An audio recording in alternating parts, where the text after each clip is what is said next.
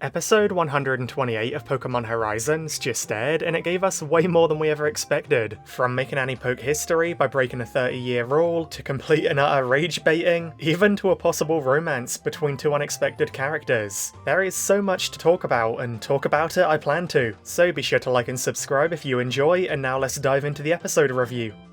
The episode began with Roy setting their next goal to get the Black Rayquaza on their side. Seems like another trip to Johto is on the cards. I'm low-key praying that Team Dragon Rampage mention Lance this time. Meanwhile, Dot is trying to figure out who could replace her in the Terra team, but Iono finds Dot's Pokemon outside training Quaxwell hard. The duck is locked in, even if he's locked out of Dot's room. Alt begins arguing with Dot, basically telling her to stop being ridiculous and that she's hurting the harmony of the team by dropping out now, and Dot argues back, wanting him to respect her decision. And can I just say, dude, I forgot how much I love having main characters who actually bicker and disagree with each other. I feel like that was one big thing that Horizons was really missing before the time skip. Liko, Roy and Dot just always got on too well at times, so add an alt to the mix to literally mix that up, that's awesome, man. But what I can't believe is that Iono, shockingly, no pun intended, she begins rage baiting Dot. She goes on and on about how Quaxwell is still training hard and that Dot clearly doesn't understand her and partner's feelings, how maybe Dot is right that she's not ready to be part of the Terra team because she doesn't even know her own partner, and Iono even goes so far to say that Dot is being borderline rude to Quaxwell by saying that he's only good enough to be a support. This was not the approach I expected. You can tell Iono is rage baiting Dot and really trying to get her worked up, and hey, what do you know, it's successful. Dot is rage baited. She gets angry yelling at Iono that she does know her partner and that Iono is wrong, and through that Dot is baited into a battle with Iono to prove herself right. Iono genuinely just went up massively in my books. Her approach here was so unexpected but so effective, and it really made Dot and Iono feel even more like sisters, you know? They butted heads like siblings would. So everyone's watching the battle, and I really can't wait for this one. I loved the first battle between these two, it was one of my favourites of the whole show. Quaxley was actually legendary. He had more aura than a Lucario, so I wonder if their rematch will live up to that. The battle begins with Bellibolt using Thunder and Quaxwell dodging it over and over and over. Good to see that Thunder's accuracy is accurate to the games, huh? Quaxwell then uses Aqua Cut over and over, with Bellibolt returning the dodge in favour before firing a surprise mud shot, hitting Quaxwell and slowing his speed, and now that Quaxwell can't dodge very much, Bellibolt sets up a Thunder to hit it hard, and that Thunder is amplified by Quaxwell's very own Aqua Cutter puddles from before. You see, you've always got to be aware of the battlefield around you. The duck is down and Dot is devastated. Once again she begins doubting herself, thinking she's too naive and soft to not have seen that coming.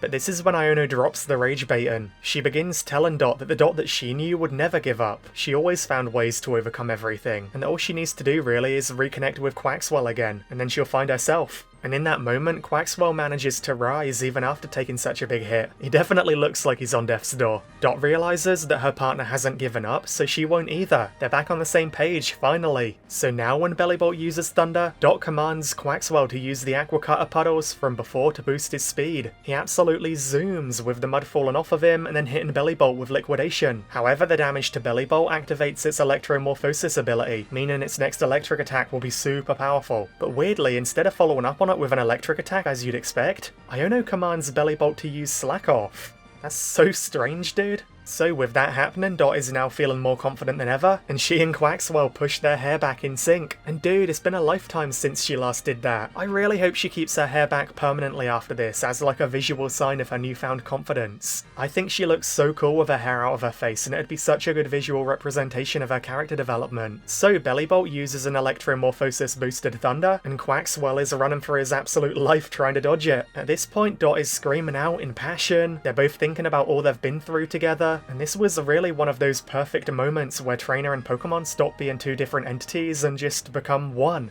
And then, to overcome the obstacle, the two of them put together everything they've learned from Dot's other Pokemon. Quaxwell takes Goldengo's Surfing and Tinkaton's Brute Force, and he combines it together into a new Wave Crash move. He strikes Bellibolt hard, and then, as Bellibolt falls to the ground, Quaxwell's body begins glowing. Dude, it's finally happening! I can't believe it, man! Quaxwell's body begins transforming, and he evolves into a Quaquaval. He looks so good in the anime art style. He even does the iconic strut and dance too. It's like Game Freak emailed them personally and was like, don't you dare forget about the swagger, okay? Dot is overjoyed and so proud, and everyone else is amazed. But it's not over yet. Iono terastalizes Bellibolt, and so in return, Dot terastalizes Quaquaval. And bruh, I'm not gonna lie, Meowscarada kind of looks like she's in love with Quaquaval. She's utterly mesmerized and jaw-dropped by him. I know quite a fair amount of people shipped the two of them when they were in their middle evolved forms, so maybe that'll have a resurgence now. I could see that happening, dude. It would be so funny if Meowscarada had a crush on Quaquaval. Maybe they could be the new Ash's Pikachu and Dawn's Baneri. Anyway, Quaquaval uses Aqua Cutter and Bellibolt counters with Mudshot, but Quaquaval's low kick then activates Bellibolt's ability again, manifesting into a huge thunder. Quaquaval though destroys the cloud with Aqua Cutter, eliminating the source, and then as Bellibolt falls from the sky, Iono begins panicking, and so Quaquaval dashes into strike while Bellibolt is vulnerable and falling. But wait a second, it turns out Iono was once again trying to trick Dot, because Bellibolt then unexpectedly unleashes a Sucker Punch. Once again Iono was trying to mimic the underhanded strats of the Explorers and Penny. Quaquaval dodges and then uses Wave Crash, knocking out Bellibolt. The battle is over. Unfortunately, Dot returns her hair back to normal, but hey, at least she won, and she and Quaquaval are fully reconnected on the same page now. Dot and Iono make up too, and then Dot, with Quaquaval giving her confidence, she tells the others that she will be part of the 18 Terra-type trainers. Everyone is so over the moon as expected, and it's all so sweet, man. Whether it was Liko and Roy complimenting Dot, or Alt arguing with Dot, or Iono rage-baiting Dot, everyone had their own ways of helping Dot in this episode, helping her realise her worth. And that genuinely goes to show that these characters are a family through thick and thin. Nobody gave up on Dot, even when Dot gave up on herself. I love them all so much, dude. And what a beautiful development arc for Dot as well. To celebrate, the whole family has a feast, and then Quaquaval is doing Quaquaval things. He's dancing and showing off to Meowscarada and the others, and man, it finally feels like he has the Quaxley aura and swag back, you know? He lost it for a while there as Quaxwell, but we're so back. Then Iono drags Dot up to dance with her too, but then unexpectedly the next day, Dot stays behind to analyse their data, while Roy, Liko and Alt fly off to get the Black Rayquaza on their side. I guess it proves that even if Dot is on the front lines now, she can also do the supporting roles too. The past two episodes taught her that she can do it all, and yeah, that's where the episode ended.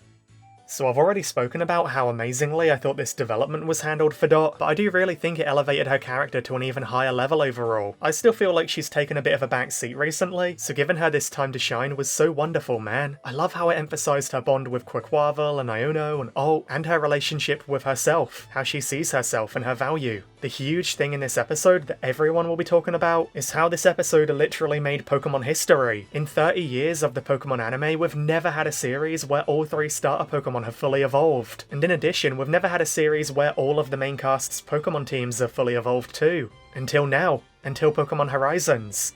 It's so exciting, man. It feels like breaking a 30-year rule for the anime, but Horizons is that show that breaks traditions and explores new territory. It's done that repeatedly since the very beginning. That's what makes it so hype and exciting as a long-time fan, and that's also what differentiates it so greatly from Ash's animes. I made a whole video discussing the reasons and implications of this topic the other day, so make sure to go check that out if you haven't already. I can't wait to see the interactions between three fully evolved starter Pokemon for the first time, and I'm low-key dying to know whether Meowscarada actually has a crush on Quaquaval or not. Was her reaction a tease of what's to come, or are the writers trying to avoid that topic completely? I've seen a lot of people picking up on the potential online, and it really is hilarious, dude. Interestingly, Quaquaval didn't use Aqua Step in this episode. I'm guessing they're saving that for a big future battle? I adored how Alt and Iono successfully rage-baited Dot into rejoining the Terra team in this episode. It was so hilarious and unexpected. I love it when characters bicker and don't always get on all the time, you know? It's why I loved the bonds between Ash and so many of his travel companions so much. And finally, I can't wait to see Roy and Alt facing off next week to decide who gets to be the Black Rayquaza's true partner. Sorry, Alt, that it won't be you, but hey, look on the bright side. At least you'll get some good character development from the failure. So be sure to like and subscribe if you enjoyed my review video, and let me know what you think of the episode below. Oh yeah, thank you all so